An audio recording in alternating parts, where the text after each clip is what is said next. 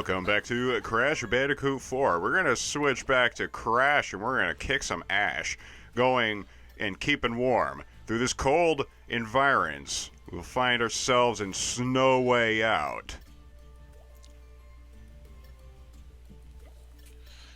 After we explore some skins options.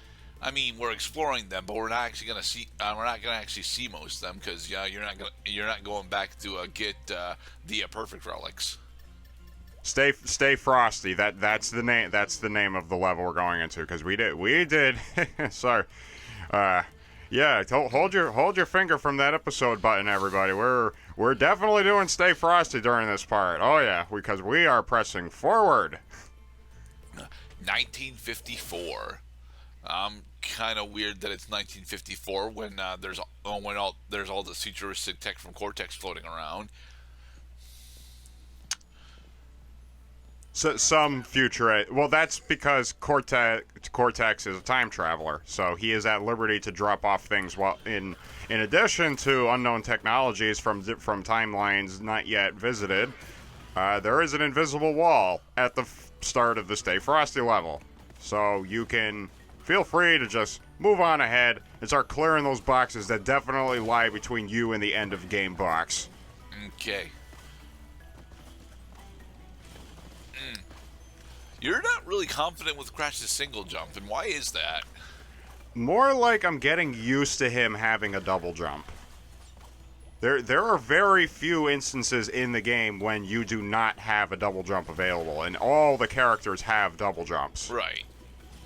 Except maybe for Dingo Dial is the one exception because his is not really a jump. It's a hover that you can hold as long as you hit the jump button a second time. Yeah, it's an air hop. You know, much like Dante's would be more accurately described as an air hop. There really should have been a box up there. Well, it's a good thing that you checked. You gotta check, because box dang it is a very frequent thing that can happen in Crash Bandicoot games. Oh yeah. Like for example, going back to classic Crash, probably the single biggest box dang it moment in all three of the Crash games was in the Unbearable level. When you go through the secret map, the secret portion of the map through a platform that does not have any repeat appearances for the rest of the game. You have to find it in this level, figure out that you have to belly flop through it. You go through it, you survive, you get stuck at the checkpoint in a little while because you can't get the checkpoint back out. You finish the level and you realize, well, wait a minute, I'm missing 2 boxes. And then you go carefully through the secret portion of the map after you accept that you definitely got all the boxes in the normal portion of the map, and you find these 2 little one-up boxes hovering near the top of the screen that you have to move the camera in order to see in the first place. I don't know. As disastrous as that one most certainly is in Crash 2, Crash 2 is actually loaded with box dang it moments. So, well, can you give an example of another box dang it moment? One of the earliest ones is actually in Snow Go, where there's a box off camera in the second level of the game that you have to trigger specifically by hitting an exclamation point box and then going back for it. I know which box you're talking about. You're right, except I think that box is a little less hidden than the box that I described. Box dang it, than the ones that you're mentioning for Unbearable, but there's also the box dang it moments in Cold Hard Crash, and there are a couple of them in Cold Hard Crash. Yes, there are. I actually forget about most of them because I think I've only ever 100% in Cold Hard Crash exactly once, and I don't want to do it again. I would argue that the Unbearable boxes is the more frustrating of the 2 events to run into, as we crash our heads into a repeatable, a rather difficult checkpoint we found ourselves in, where you have to use Kapunawa in order to slow down time, go up, down, left, right, get the boxes, close the shutter on time. Pray to God that you survive. See, Unbearable, you're not prepared for there to be a box dang it. You should anticipate that in a level that tells you, first and foremost, that it's hard, that there is a box dang it in it. Although Cold Hard Crash doesn't actually, broadcast that. The only way that you know about that is because it says it's got 2 gems in it, and one of those is a death platform gem. But the thing about the Cold Hard Crash level is that it's the only Crash Bandicoot 2 level in the game that requires you to get boxes in the death platform. Every other death platform scenario ends in a gem and lets you exit the level. What about the 5-color gem path? Doesn't that actually have boxes in it? That's not a death path. You're right. That is in fact a 5-color gem path. Okay. See, we Crash Bandicoot players are wont to categorize. Is that where the green gem is over there? It kind of looked like it. It might be. I think there's no. We already got the green gem. I know we got the yellow one. I'm not entirely sure if we got the green one. I'm pretty sure we got the blue one. We got the green gem in the engine theme level where you right, because that's pilot the toy car. That's the RC car. My bad. Yeah, the RC. Hey, RC's trying to tell us something. What is it, RC? He says that there's a potato inside that nitro crate. Potato in RC language apparently is gems. Or actually it would be items of value, wouldn't it?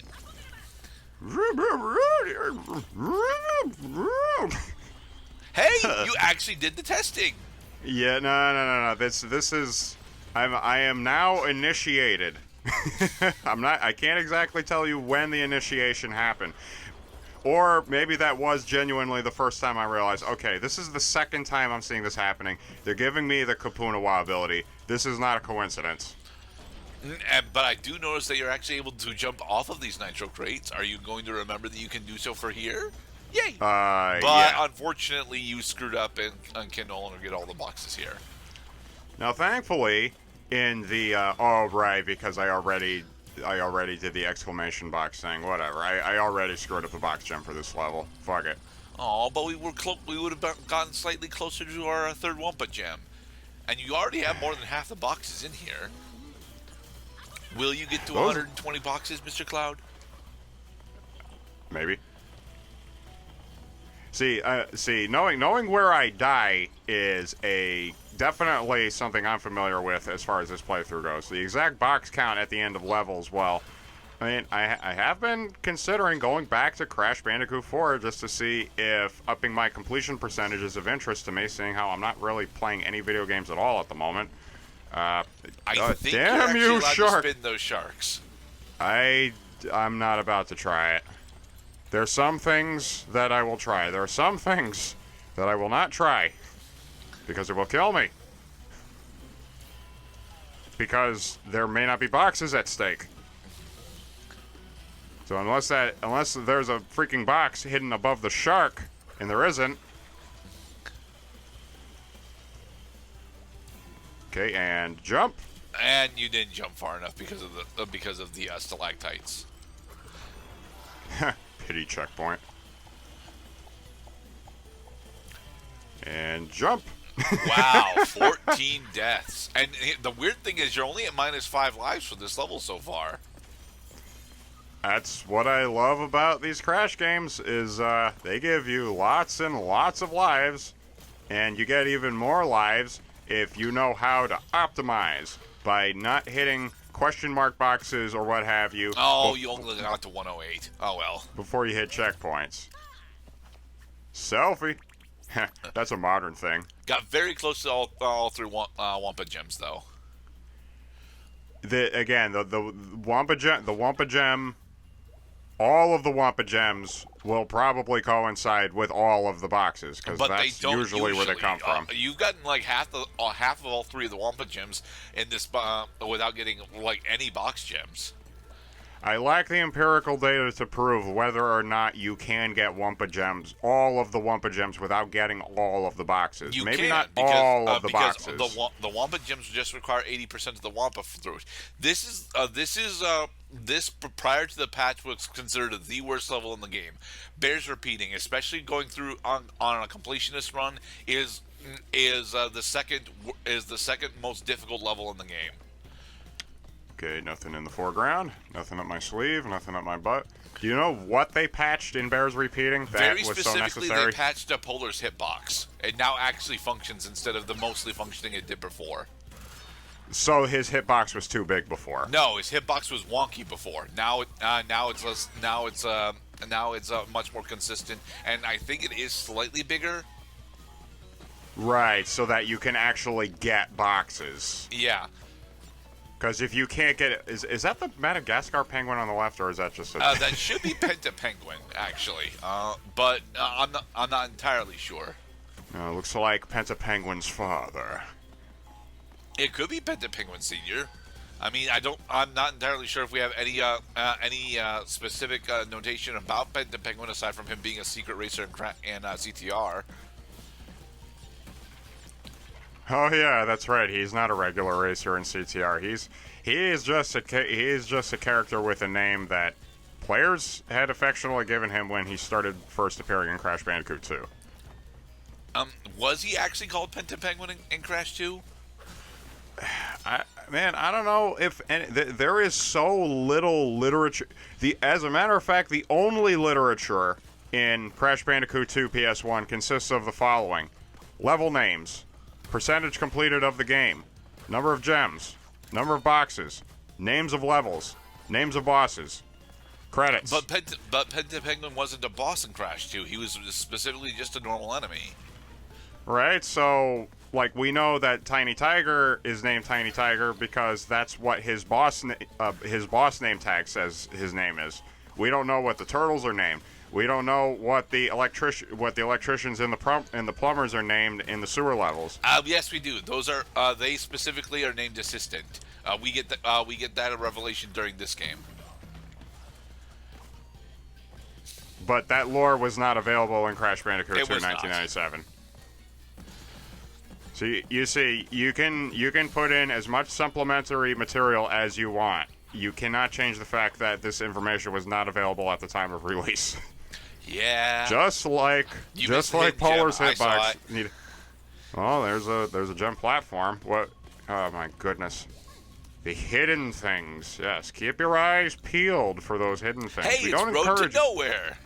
We don't encourage you that this is a Road to Nowhere homage. No, the thing is, since we had double jump and a much and actual drop shadow, this is significantly less difficult than the original Road to Nowhere was.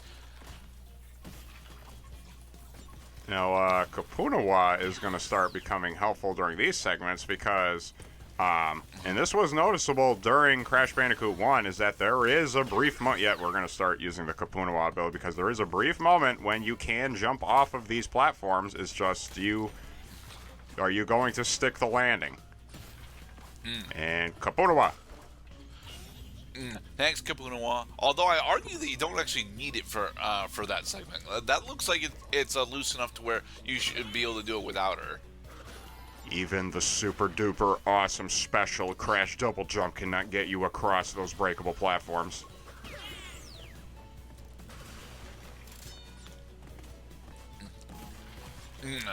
All right. You jumped past 7 deaths, Mr. Cloud. Ouch. Well, would you have liked to have watched them? I would have liked to have watched at least the first one. This one I did in the interest of time. This episode is cut at 17 and a half minutes. It would have been cut at around 19 and a half minutes if I kept the deaths in the name of continuity. Nice life box. Heh. They're reusing the falling ice physics because we're actually jumping across numerous platforms. I didn't die. I'm alive. I'm alive. But you're having confidence issues again. There you go. You got it. It's gonna take a little time. It just takes some time. Oh, don't worry. We'll get to the bottom of those nitro crates getting put into place there. But was it Dingo Dial? Was it Tana? Or was it third guy? It's going to be fourth guy, totally. There is no fourth guy. It says you. We got Crash, we got Coco, we got Tana, we got Dingo Dial. Shut up, Cortex. I'm ignoring you right now. Yeah, so that we can go do the bonus level before the hardest segment of the actual level itself. Yeah. Nicely Our done. access has been sealed. These bonus levels are a wonderful primer for some of the bullshit that you see during the flashback tapes. Both because it's in 2D and because a lot of the tropes that you see appear first in these bonus levels. There are tropes that we have not yet explored that are found only in the flashback tapes, and they can stay there and rot for all eternity, for all I care, because there is a flashback tape, the final one, to be more specific, that I never completed. Is that because of the slot machine crates? I think it's because of the slot machine crates. Okay. Well, you did get two of the Wampa gems, as well as 2/3 of the crate so far. Yep. Just jump up to the board as high as you can. Set your mark, and then know where you need to make improvement. This is not quite. This is actually much tighter. This is much tighter than it looks, and it looks very tight. It's a little tight. You know, I'm used to the action that I got used to in Crash Bandicoot 2. Oops. And got it. And jump. All right. Yay! Got all 3 Wampa gems. Oh Lord! Come on, Cloud. You could have jumped over him. You're not supposed to, actually. You're just supposed to go away from him. But do you go left? Do you go center? Or do you go right? No. Damn, well, you flesh! You open with right, then you go center. That has to be one of the most difficult flashback tapes to get.